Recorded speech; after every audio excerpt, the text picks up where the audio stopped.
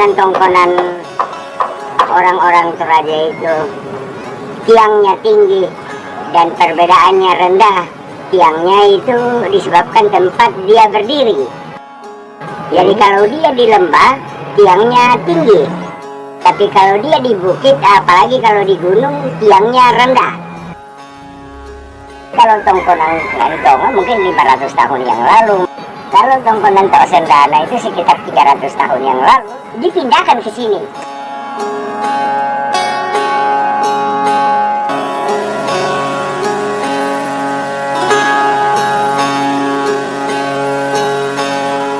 Pada tahun 1829, Pong Panimba sebagai ketua keluarga Kesu waktu itu menghimpun saudara-saudaranya dengan sahabatnya, rumpun keluarga, mendirikan kembali tongkonan Kesu itu dengan memindahkan 4 tongkonan lain dari Bukit Pamulungan ini. Tapi masing-masing punya peran khususnya di dalam Tonga Bonoran.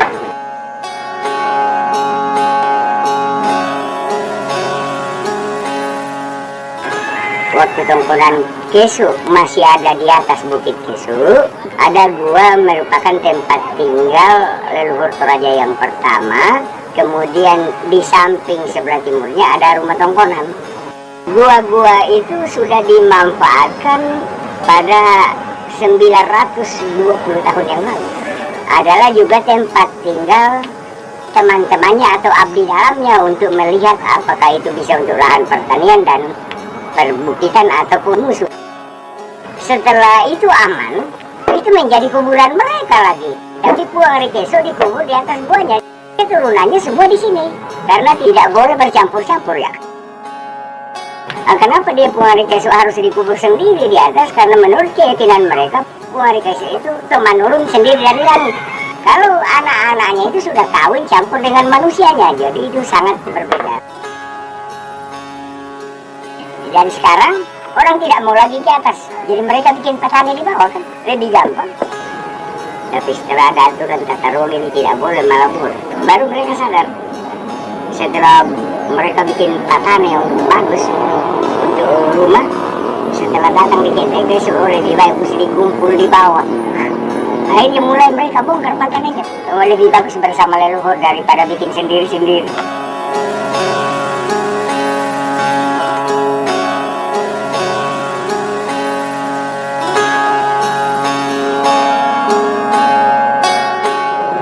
Batu Simbuang yang besar yang ada di Kesu waktu zaman tahun 1900 awal.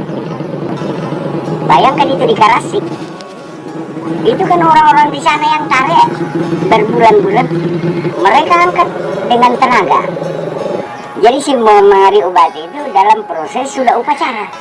Kalau itu berbulan-bulan ya upacaranya kan juga menunggu sampai batunya berdiri. Baru 3 hari kemudian baru maapalawanya. Yang dibikinkan memang yang tarik batu dulu itu merupakan lambang buat orang-orang yang patut dicontoh karena pengabdiannya, sosialnya.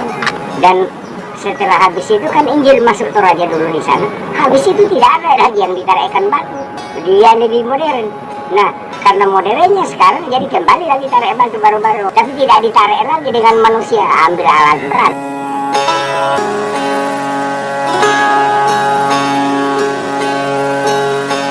Tahun 67 baru ada penerimaan tamu. Jadi kan perubahan-perubahan seperti itu. Kan orang tua saya yang mati. Ini kan pondok saya bikin sendiri, tidak usah ada penerimaan tamu. Kalau yang masuk di lantang saya, ya saya layani kan begitu tuh. Hanya toparenya itu yang ditaruh di lumbung, itu pun mereka masak sendiri, dikasih daging babi dengan kerbau, dia juga masak sendiri.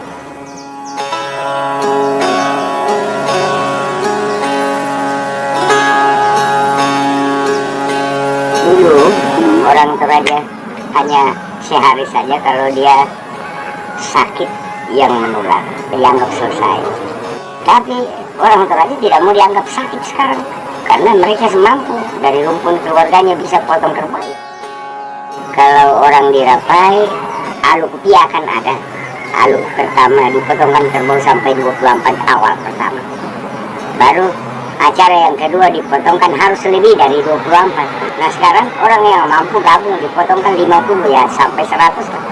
Yang penting tidak usah berbulan-bulan. Tahun-tahun 70-an itu sarjana-sarjana Toraja yang berhasil. Mereka keluarkan aturan 24 ya maksimal. Konsensus mereka dulu tidak begitu. Mulai dari tahun 70-an itu makin hari makin mahal. Gadai menggadai tetap dinilai dalam kerbau Sangpala. Kalau sekarang ada yang kerbau Saleko 750 juta. Kerbau Sangpala sendiri maksimal 15 juta. Satu kudu dengan satu Saleko yang bagus setara. Namanya Tandika Rambe. Bagus. Jadi mulai tahun 99 orang mendewakan kerbau Saleko sehingga itu harganya melambung sangat tinggi. Dan ternyata dulu tahun 2002 ada kan pameran mobil besar di Toraja karena ada isu orang Toraja itu bodoh. Kenapa tidak beli mobil daripada beli Saleko? Apa yang terjadi Luhut Butar? Kau mau bawa Hammer dengan semua defender yang dia punya dari Kalimantan, yang lain-lain dari Jakarta juga bawa orang Toraja punya Mustang yang 8 silinder. Jadi pameran mobil di Toraja, jadi akhirnya orang bilang, wah memang Toraja itu seru aja, potong Saleko lebih naik harganya.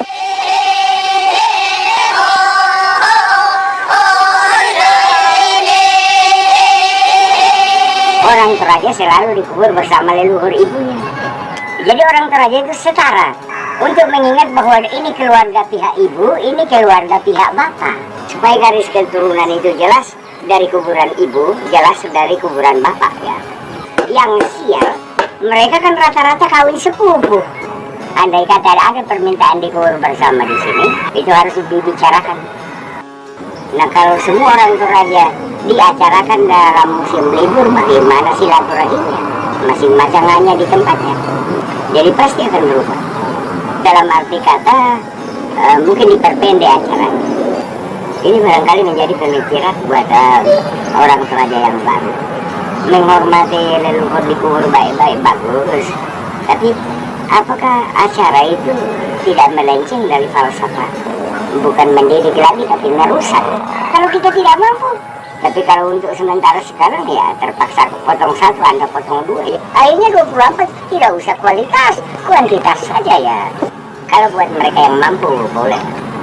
Tapi buat saya yang tidak mampu apa urusan. Tongkonan akan tetap bertahan. Karena menurut pemahaman orang Toraja itu, tongkonan itu pengganti orang tua yang sudah tiada.